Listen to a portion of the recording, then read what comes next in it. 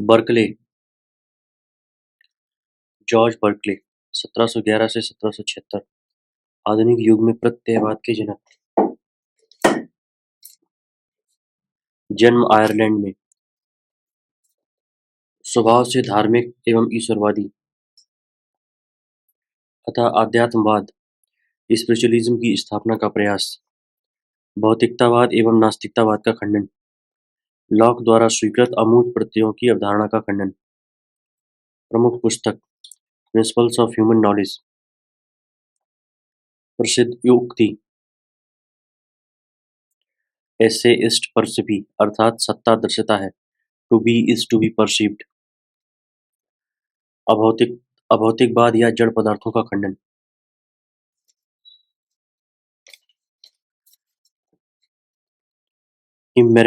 इम्मेटेरियलिज्म और refutation of matter. Berkeley के दर्शन का प्रमुख उद्देश्य जगत की यंत्रवादी, भौतिकतावादी एवं वस्तुवादी व्याख्या का निराकरण करना था और उसके स्थान पर जगत की अध्यात्मवादी, प्रयोजनवादी एवं प्रत्ययवादी व्याख्या को स्थापित करना था। बर्कले विज्ञान के प्रभाव से पैदा हुए भौतिकवाद और नास्तिकतावाद को जीवन से हटाना चाहते थे। उनका मत था कि यदि भौतिकवाद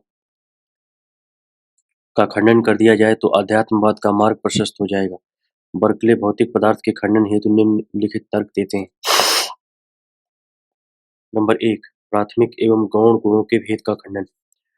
refutation of difference between primary and secondary qualities. Lock ने प्राथमिक एवं गौण गुणों में भेद माना था। वे प्राथमिक गुण को वस्तुनिष्ठ और गौण गुण को आत्मनिष्ठ मानते हैं। लॉक ने मूल रूप से प्राथमिक गुणों के आश्रय के रूप में जड़ तत्व की सत्ता को माना था। बर्कले के अनुसार प्राथमिक गुण और गौण गुण का भेद युक्तिसंगत नहीं है। वे इसे भेद का खंडन कहते हैं। बर्कले प्राथमिक गुणों के संदर्भ में लॉक की अवधारणा से सहमत नहीं है।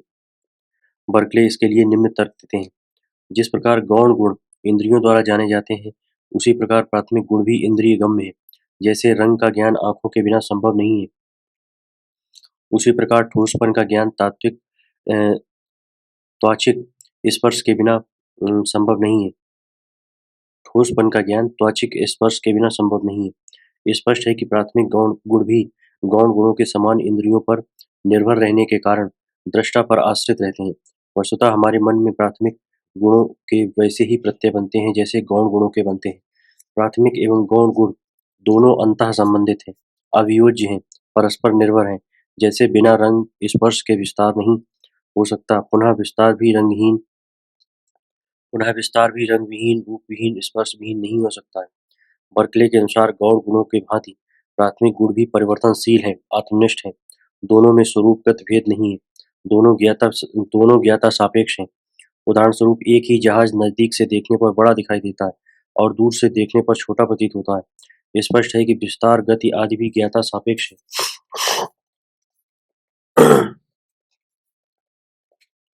वस्तुतः प्राथमिक और गौण गुण दोनों मनाश्रित हैं, समजातीय हैं। अतः बर्कले के अनुसार सारे गुणों को गौण गुण ही कहना चाहिए। जैसे स्वाद, स्पर्श आदि आत्मनिष्ठ हैं, उसी प्रकार विस्तार, गति आदि भी आत्मनिष्ठ हैं। चूंकि ज्ञाता से पृथक एवं स्वतंत्र किसी गुण की सत्ता नहीं है, अतः प्राथमिक गुणों के अधिष्ठान के रूप में भौतिक वस्तु की सत्ता को मानने का कोई तार्किक आधार नहीं है। यहाँ बर्कले यह कहते हैं कि पहले हम दूर उड़ाते हैं और फिर हम ये कहते हैं कि हमें कुछ दिखाई नहीं देता। नंबर 2, प्रत्यक्ष से नहीं। बर्कले के अनुसार वस्तु की स्वतंत्र सत्ता का हमें कभी प्रत्यक्ष नहीं होता, अतः उसकी सत्ता को स्वीकार नहीं किया। नंबर 3, अनुमान से भी जड़ द्रव्य की सत्ता सिद्ध नहीं होती है। अनुमान के लिए पहले प्रत्यक्ष का होना आवश्यक है। प्रत्यक्ष से हमें केवल प्रत्यय मिलते हैं। ये प्रत्यय मानसिक हैं, अतः इन मानसिक प्रत्ययों के आधार पर भौतिक वस्तुओं की सत्ता को अनुमानित नहीं किया जा सकता। नंबर 4, कार्य कारण संबंध नहीं। लॉक ने जड़ द्रव्यों को प्राथमिक गुणों का कारण माना था और इस प्रकार कारणता सिद्धांत के आधार पर वे भौतिक पदार्थ की सत्ता सिद्ध करते हैं। बर्कले के अनुसार भौतिक वस्तुएं प्रत्ययों का कारण नहीं हो सकती, क्योंकि भौतिक वस्तुएं निष्क्रिय हैं, जड़ हैं। कोई सक्रिय सत्ता ही प्रत्ययों का कारण हो सकती है। पुनः अनुभव का विषय होने के कारण प्रत्यय मानसिक है, अतः इन चेतन प्रत्ययों का कारण या आधार कोई चेतन तत्व ही हो सकता है, कोई अचेतन जड़ पदार्थ नहीं। नंबर 5, अनावस्था दोष। यदि प्रत्ययों के आधार या कारण के रूप में बाह्य वस्तु की सत्ता को अनुमानित किया जाए तो उस बाह्य वस्तु के आधार के रूप में भी किसी अन्य रूप की कल्पना करनी होगी। इस प्रकार इस संदर्भ में अनवस्था दोष की उत्पत्ति हो जाती। नंबर 6, अमूर्त प्रत्ययों का खंडन। अमूर्त प्रत्ययों का खंडन क्यों? भौतिकतावाद का खंडन और अध्यात्मवाद की स्थापना हेतु बर्कले लॉक द्वारा प्रतिपादित अमूर्त प्रत्ययों की अवधारणा का खंडन करते हैं। उल्लेखनीय है कि लॉक ने आत्मा की 6 शक्तियां स्वीकार की थीं, जिनमें से अंतिम शक्ति अमूर्तीकरण एवं नामकरण के आधार पर उन्होंने जड़ तत्व की सत्ता को स्वीकार किया था। लॉक यद्यपि जन्मजात प्रत्ययों का खंडन करते हैं, परंतु वे अमूर्त प्रत्ययों की सत्ता को स्वीकार करते हैं। इनके अनुसार अमूर्त प्रत्ययों का मानवीय चिंतन में महत्वपूर्ण भूमिका है। इसी से भाषा में प्रयुक्त होने वाली जातिवाचक एवं भाववाचक संज्ञाओं की व्याख्या होती है। पुनः इसी कारण मनुष्य पशु से श्रेष्ठ श्रेणी में स्थापित होता है। अमूर्त प्रत्यय क्या है? किसी भी सामान्य या जाति के विचार को जो उस संपूर्ण वर्ग विशेष का सार हो, उसे अमूर्त प्रत्यय कहते हैं। जैसे मनुष्यत्व। यहाँ लॉक का यह कहना है कि यद्यपि अनुभव के माध्यम से गुण प्राप्त होते हैं, परंतु उन गुणों के आश्रय के रूप में जड़ द्रव्य या जड़ सामान्य की सत्ता को स्वीकार करना आवश्यक है। इस प्रकार जड़ द्रव्यों की स्वीकृति एक प्रकार से अमूर्त प्रत्ययों की स्वीकृति का परिणाम है। कैसे खंडन? बर्कले के अनुसार अमूर्त प्रत्यय असंभव है। हमारी बुद्धि में ऐसी कोई ऐसी शक्ति नहीं है जो विशेषों को ग्रहण कर सामान्यों का निर्माण करे। बर्कले के अनुसार समस्त प्रत्यय विशेष एवं मूर्त ही होते हैं। हमें अनुभव से विशेषों का ही ज्ञान प्राप्त होता है। जैसे जब भी हम मनुष्य की कल्पना करेंगे, उसमें कुछ न कुछ विशेषताएं अवश्य आएंगी, जैसे उसका रंग, रूप, आकार आदि। हम कभी भी सामान्य मनुष्य की कल्पना नहीं कर सकते। इसका आशय है कि अमूर्त प्रत्यय अमूर्त प्रत्यय संभव नहीं। अमूर्त बोधन एक असंगत प्रक्रिया है।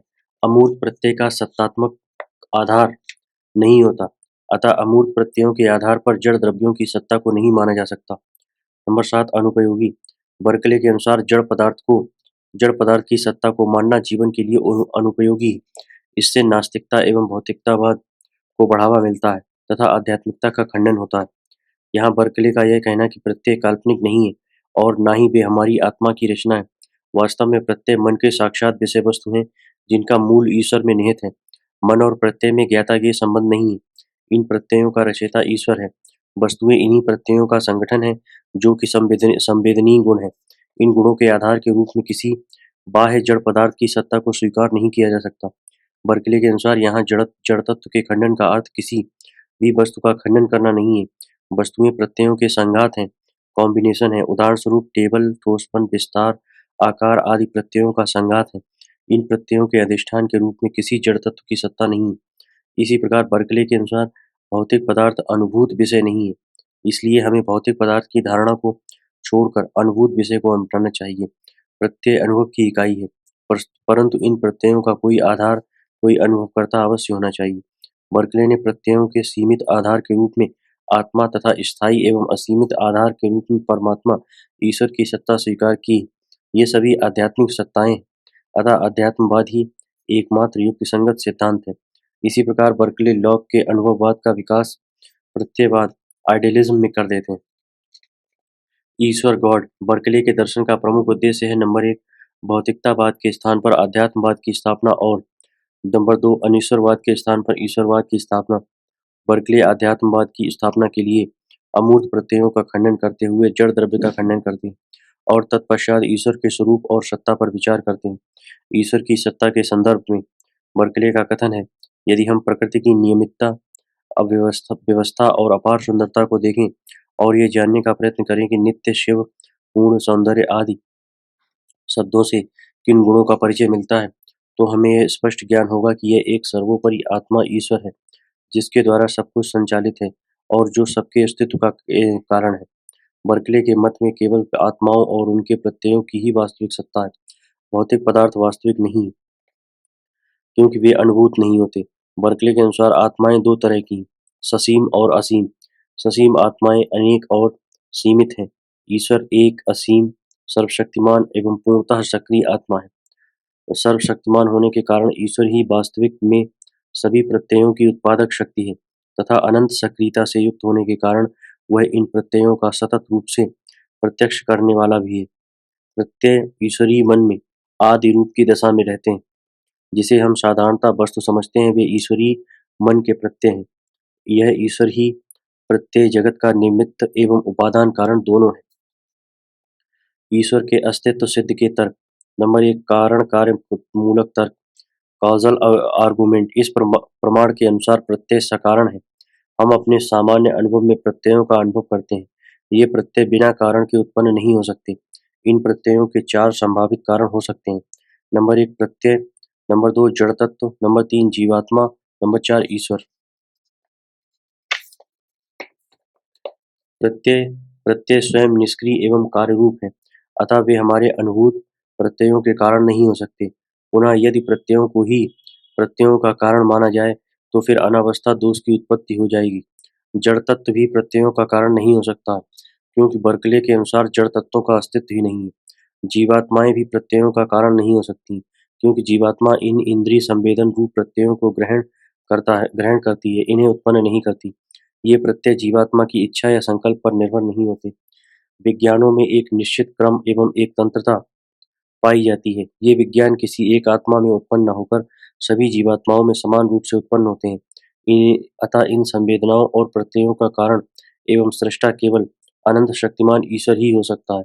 अतः अतः ईश्वर का अस्तित्व है, यह विश्वास अंधविश्वास नहीं है। यह तर्कसंगत एवं अंतर्बोध नोशन का विश्वास है।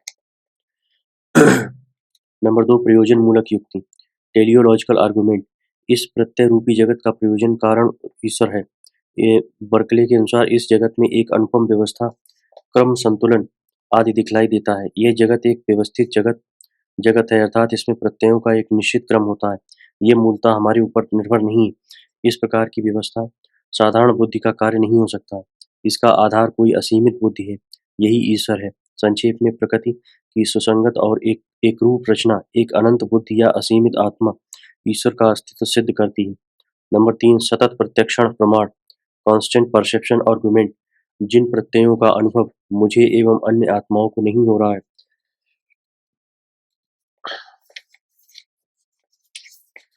सतत प्रत्यक्षण प्रमाण, कांस्टेंट परसेप्शन आर्गुमेंट। जिन प्रत्ययों का अनुभव मुझे एवं अन्य आत्माओं को नहीं हो रहा है, उसका अनुभव ईश्वर को होता है। इससे भी यह सिद्ध होता है कि ईश्वर का अस्तित्व है। बर्कले की प्रसिद्ध युक्ति है सत्ता दृश्यता है। अनुभव में प्रत्यय मिलते हैं, जड़ पदार्थों का अनुभव कभी नहीं होता। नंबर 4, अनुमान प्रमाण, हाइपोथेसिस। बर्कले प्रकृति के माध्यम से भी ईश्वर के अस्तित्व को सिद्ध करते हैं। बर्कले के अनुसार यद्यपि ईश्वर का प्रत्यक्ष नहीं होता, परंतु मैं अपनी इंद्रियों को ऐसे संकेतों, चिन्हों, कार्यों एवं व्यापारों को देखता हूँ, जो एक अदृश्य ईश्वर को संकेतित एवं सिद्ध करते हैं। प्रकृति की वस्तु और नियम ईश्वर की भाषा भाषा है। बर्कले प्रकृति को एक दृश्य भाषा मानते हैं। इससे ईश्वर की सत्ता सिद्ध होती है। Number 5, साम्यानुमान, analogy. बर्कले के अनुसार जिस प्रकार रंग, रूप, आकार आदि इंद्रिय संवेदन पुंजों को देखकर आत्मा का अनुमान करते हैं, उसी प्रकार संपूर्ण प्रकृति के दृश्य पुंजों को देखकर ईश्वर का ज्ञान प्राप्त करते हैं। बर्कले के अनुसार ईश्वर का ज्ञान निम्नवत होता है। मेरे अंदर अनेक प्रत्यय उत्पन्न होते रहते हैं। इन पर मेरा कोई अधिकार नहीं रहता है। भौतिक पदार्थ या कोई अन्य प्रत्यय इनका उत्पादक नहीं हो सकता, क्योंकि ये निष्क्रिय है। कोई सक्रिय सत्ता ही इसका वास्तविक उत्पादक हो सकता है। अन्य ससीम आत्माएं भी ये प्रत्यय उत्पन्न नहीं कर सकती। सीमित आत्माओं की रचनाओं में इतनी स्थिरता और व्यापकता नहीं आ सकती। अतः असीम ईश्वर ही सभी प्रत्ययों का उत्पादक है। ईश्वरीय मन की सक्रियता और सृजनशीलता में विश्वास तब और दृढ़ हो जाता है जब हम सृष्टि के सौंदर्य, उसकी विशालता और आश्चर्यजनक सामंजस्य को देखते हैं। ईश्वर ही हमारे अंदर व्यवस्थित और नियमित प्रत्ययों को उत्पन्न करता रहता है।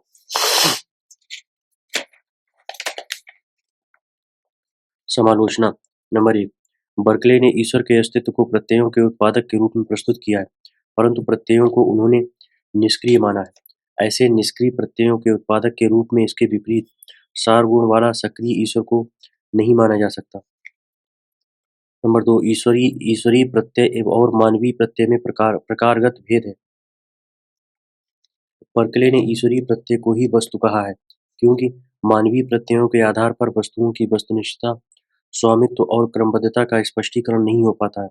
ईश्वरीय प्रत्यय शाश्वत, कालातीत तथा शुद्ध आदि रूप में पाए जाते हैं। स- ससीम मानव उस प्रकार के इंद्रियातीत प्रत्ययों को नहीं जान सकता। जब भी कोई व्यक्ति ईश्वरीय ज्ञान को जब भी कोई व्यक्ति ईश्वरीय प्रत्यय को जानेगा, तो वह मानवीय प्रत्यय ही होगा, न कि ईश्वरीय। यथा यदि ईश्वरीय प्रत्यय है तो है भी यदि ईश्वरीय प्रत्यय है भी तो मानव उन्हें ईश्वरीय रूप में नहीं जान सकता। नंबर 3, ईश्वर जीवात्मा और प्रत्ययों की उत्पत्ति किस प्रकार करता है? इनकी उत्पत्ति में क्या समानता है या विभिन्नता है? जो ये सब कुछ ईश्वर ही है, तो फिर जीवात्माओं और जगत जगत की आवश्यकता क्या है? ऐसे प्रश्नों का उत्तर बर्कले के दर्शन में नहीं मिल पाता। नंबर 4, ह्यूम के अनुसार बर्कले जिस आधार पर लॉक के जड़ तत्व की अवधारणा का खंडन किया है, उसी आधार पर ह्यूम के अनुसार बर्कले ने जिस आधार पर लॉक के जड़ तत्व की अवधारणा का खंडन किया है, उसी आधार पर वे ईश्वर की धारणा को स्थापित करते हैं। वे जड़ तत्व का प्रत्यक्ष नहीं होने के कारण उसका खंडन करते हैं, परंतु दूसरी ओर वे प्रत्यक्ष का विषय न होने पर भी ईश्वर की सत्ता मान लेते हैं। बर्कले ईश्वरीय ज्ञान को बोध, नोशन कहते हैं, परंतु ये बोध क्या है और बोध और प्रत्यक्ष में क्या अंतर है, बर्कले इस संबंध में कोई स्पष्टीकरण नहीं देते। ह्यूम के अनुसार जिस प्रकार अनुभव गम्य न होने के कारण जड़ तत्व के अस्तित्व को नहीं माना जा सकता, उसी प्रकार उसी आधार पर आत्मा और ईश्वर के अस्तित्व पर भी प्रश्न चिन्ह खड़ा किया जा सकता है। चूंकि अनुभव केवल प्रत्ययों का होता है, अतः केवल प्रत्यय ही वास्तविक हैं। प्रत्ययों के अलावा किसी भी भौतिक या आध्यात्मिक द्रव्य को स्वीकार करना उचित नहीं है। जिस प्रकार जड़ द्रव्य प्रत्ययों का समूह है, उसी प्रकार मन भी प्रत्ययों का समूह, बंडल ऑफ आइडियाज मात्र है। महत्व: ईश्वर ईश्वर की सत्ता को मानकर बर्कले अहम मात्रवाद एवं आत्मनिष्ठ प्रत्ययवाद से अपने दर्शन को बचाते हैं। ईश्वर ही प्रत्ययों का मूल कारण है। प्रत्यय कारण एवं पर्याप्त कारण एवं सतत प्रत्यक्ष करता है। ईश्वर को मानने से प्रत्ययों की सार्वभौमिकता की भी व्याख्या हो जाती। भौतिकतावाद का खंडन कर आध्यात्मवाद के प्रसार में इसका महत्व है। ईश्वर को मानने से जगत की नियमितता, व्यवस्था, घटनाओं के तारतम्य इत्यादि की व्याख्या होने लगती है। यहाँ प्राकृतिक नियमों को ईश्वरीय नियम माना गया है। इस रूप में यहाँ प्राकृतिक नियमों के विपरीत कार्यों एवं प्रणालियों को हतोत्साहित किया गया है। प्रत्यक्ष ज्ञान के प्रतिनिधिक सिद्धांत की समीक्षा: criticism of representative theory of perception. Descartes और लॉक ने प्रत्यक्ष के प्रातिनिधिक सिद्धांत को स्वीकार किया था। उनके अनुसार ज्ञान प्रक्रिया में तीन तत्व काम करते हैं: मन, प्रत्यय और पदार्थ। मन ज्ञाता है, प्रत्यय ज्ञान के साक्षात विषय हैं, जिनके माध्यम से ज्ञेय पदार्थों को जाना जाता है। प्रत्यय पदार्थ नहीं है, बल्कि वे पदार्थों की अनुकृतियां हैं। प्रत्यय पदार्थ का प्रतिनिधित्व करते हैं। प्रातिनिधिक सिद्धांत के खिलाफ बर्कले की युक्तियां। नंबर 1, प्रातिनिधिक सिद्धांत के खिलाफ बर्कले की मुख्य आलोचना यह है कि जब हमें वास्तविक वस्तु का कोई अनुभव ही प्राप्त नहीं है, तब हम कैसे कह सकते हैं कि अमुक प्रत्यय अमुक वस्तु का प्रतिनिधित्व करता है। प्रातिनिधिक सिद्धांत तभी सही हो सकता है जब प्रत्यय और पदार्थ दोनों को साक्षात रूप से एक साथ जानकर उसमें समानता करना संभव होता, परंतु ऐसा असंभव है। लॉक और डेकार्ट ने भी माना है कि हम भौतिक पदार्थ का साक्षात ज्ञान प्राप्त नहीं कर सकते, अतः प्रातिनिधिक सिद्धांत और उस पर आधारित भौतिक पदार्थ की धारणा दोषपूर्ण ठहरती। नंबर 2, बर्कले के अनुसार प्रातिनिधिक सिद्धांत ज्ञात विषय और वास्तविक विषय के बीच ज्ञान मीमांसी द्वैत पैदा कर देता है। उसका परिणाम संशयवाद होता है, क्योंकि हम केवल प्रत्यय को ही जानते हैं, वास्तविक विषय को नहीं। प्रातिनिधिक सिद्धांत में प्रत्ययों की स्थिति बाहरी पदार्थों के आभासी रूप जैसा हो जाता है। बर्कले जैसे प्रत्ययवादी को यह स्वीकार नहीं हो सकता। नंबर 3, लॉक और डेकार्ट के दर्शन में प्राथमिक गुण और गौण गुण के भेद के आधार पर भी मन से स्वतंत्र भौतिक पदार्थ की धारणा का समर्थन मिलता है। उनके अनुसार प्राथमिक गुण वस्तुनिष्ठ रूप से पदार्थों में पाए जाते हैं, परंतु बर्कले के अनुसार प्राथमिक गुण उतना ही सापेक्ष और मनाश्रित है जितना कि गौण गुण। अनुभवकर्ता से अलग या स्वतंत्र रूप में किसी भी गुण का ज्ञान नहीं होता। सत्ता दृश्यता है, ऐसे इष्ट परसीव, to be is to be perceived. Berkeley के प्रत्ययवाद का आधारभूत सिद्धांत है प्रत्यक्ष और अस्तित्व में तादात्म्य। बर्कले के प्रत्ययवाद का आधारभूत सिद्धांत है प्रत्यक्ष और अस्तित्व में तादात्म्य। किसी भी वस्तु का अस्तित्ववान होना उसका प्रत्यक्ष किया जाना है। बर्कले की प्रसिद्ध उक्ति है, एस्से इष्ट परसेपि दृश्यते इति वर्तते। अनुभव मूलकता सत्ता का सार है। विश्व के सभी पदार्थ अपने अस्तित्व के लिए किसी ज्ञाता पर निर्भर करते हैं। बर्कले जड़ द्रव्य की अवधारणा का खंडन कर यह कहते हैं कि वस्तुएं प्रत्यय या प्रत्ययों के संगठन मात्र हैं।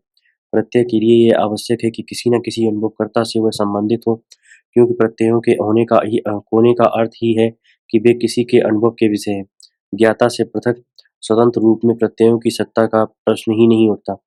इस संदर्भ में बर्कले यह कहते हैं कि कोई आवाज हुई, इसका आशय ही है कि कोई आवाज सुनी गई। कोई गंध हुई, इसका आशय ही है कि कोई गंध सूंघी गई। इसी प्रकार कोई वस्तु दृश्य है, इसका आशय ही है कि किसी अनुभवकर्ता ने उसका अनुभव किया। इसी आधार पर बर्कले यह कहते हैं कि उसी को अस्तित्ववान माना जा सकता है जो अनुभूत या अनुभवगम्य है। ऐसी सत्ता को मानना जिसका अनुभव न हो, असंगत है। बर्कले की दृष्टि से जिस मेज पर मैं लिख रहा हूँ, वह है क्योंकि मैं उसका प्रत्यक्ष अनुभव कर रहा हूँ। यदि मैं इस परीक्षा कक्ष के बाहर होता, तब वैसी स्थिति में अन्य आत्माएं उसका प्रत्यक्ष करती, और यदि सीमित आत्माएं उसका प्रत्यक्ष नहीं कर रही हैं, तब ईश्वर उसका प्रत्यक्ष अवश्य कर रहा होगा। चूंकि ईश्वर इन प्रत्ययों का कारण है, अतः ये प्रत्यय सभी को समान रूप से प्रदत्त है। वस्तुओं के विषय में प्रत्यक्ष होने के संदर्भ के बाहर जो कुछ कहा जाता है, वह पूर्णतः अबोधगम्य है। अतः अतः प्रत्यक्ष करने वाले मनुष्य की परिधि से बाहर वस्तुओं का कोई अस्तित्व नहीं।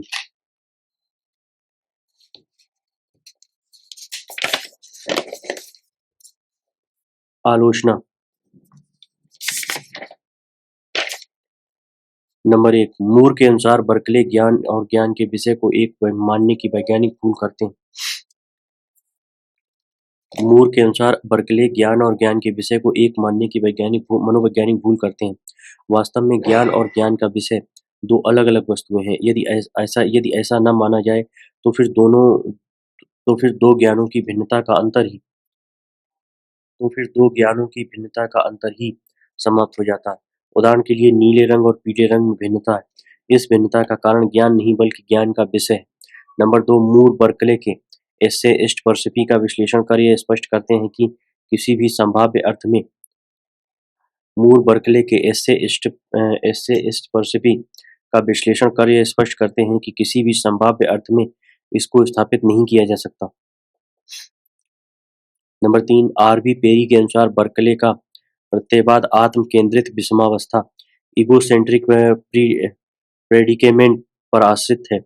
आत्म केंद्रित विषमावस्था का आशय है कि हमारी आत्मा विषयों का केंद्र होने के लिए बाध्य है।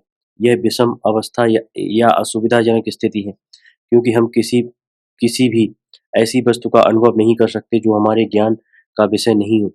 बिना मन से संबंधित किए हुए कोई विचार उत्पन्न ही नहीं होता। इसी असुविधाजनक स्थिति के आधार पर प्रत्ययवाद बाह्य वस्तु का खंडन करता है। पेरी कहते हैं कि इस विषमावस्था के आधार पर यह निष्कर्ष निकालना कि प्रत्येक वस्तु मन पर निर्भर है, मन से स्वतंत्र उसका अस्तित्व नहीं है, गलत है। नंबर 4, पेरी के अनुसार यहाँ प्रत्ययवाद में आदि विधेय दोष फैलेसी ऑफ इनिशियल प्रेडिकेशन भी है। किसी वस्तु के साथ हमारा प्रथम परिचय जिस रूप में हो, अथवा सबसे पहले जिस गुण से हम वस्तु को संपन्न पाएं, उसी रूप या गुण को यदि वस्तु का सार लक्षण मान लें, तो फिर वैसी स्थिति में यह दोष उत्पन्न होता है। प्रत्ययवादी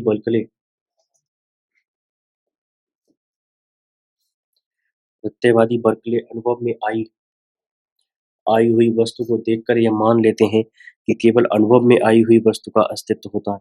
दूसरे शब्दों में, किसी वस्तु के प्रारंभिक परिचय से प्राप्त गुणों के द्वारा उस वस्तु को परिभाषित करने लगते हैं।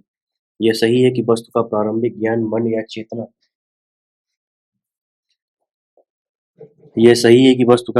ज्ञान मन या चेतना से संबंधित होने पर होता है, परंतु इसका अर्थ यह नहीं है कि मन या चेतना से संबंधित होना वस्तु की परिभाषा बन जाए। वस्तु में अन्य महत्वपूर्ण लक्षण भी हो सकते हैं।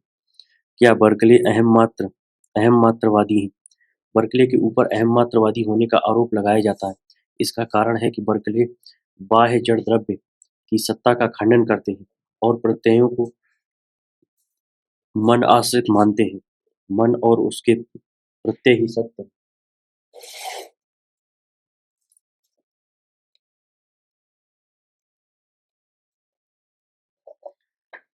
मन और उसके प्रत्यय ही सत्य हैं।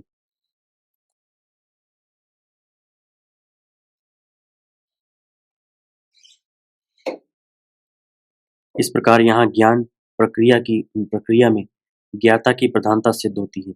ऐसी स्थिति में समस्त ज्ञान व्यक्ति केंद्रित हो जाता है। इसी संदर्भ में बर्कले पर यह आक्षेप लगाया गया है, परंतु बर्कले को हम एक सीमित दृष्टिकोण से ही अहम मात्रवादी कह सकते हैं, पूर्ण रूप से नहीं। स्वयं बर्कले यह मानते हैं कि प्रत्यय हमारी आत्मा की रचना नहीं है। बर्कले के अनुसार प्रत्ययों का मूल कारण ईश्वर है। स्पष्ट है कि हम बर्कले को पूर्णतः अहम मात्रवादी नहीं कह सकते। ह्यूम